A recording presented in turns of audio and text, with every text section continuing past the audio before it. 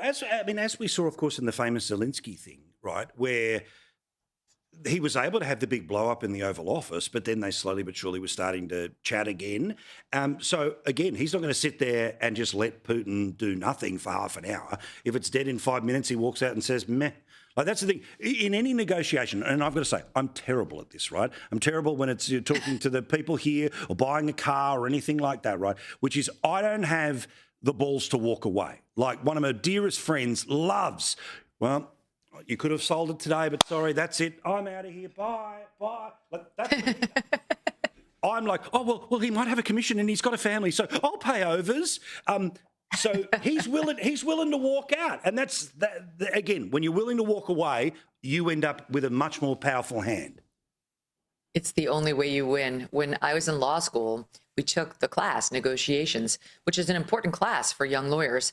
And the number one rule of so-called winning in a negotiation is you must be willing to walk away. So like half the exercise when you go into a negotiation, whether it's financial or job related or a title that you want, what have you, is you have to get yourself to a place where you really are willing to walk. You have to get there. And because if you're not, it shows. So Trump, he's always willing to walk. And honestly, on Ukraine, I get that it is potentially our problem too. Like, we don't want Putin running around the world taking over countries. But at its core, it is much more Ukraine's problem than it is our problem. And it's much more Europe's problem than it is our problem.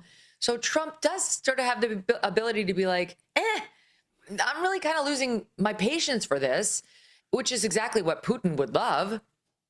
But him to say, like, I'm done negotiating with you. You don't seem like a good faith actor. So I'm going to do these secondary sanctions and try to increase the pain on you.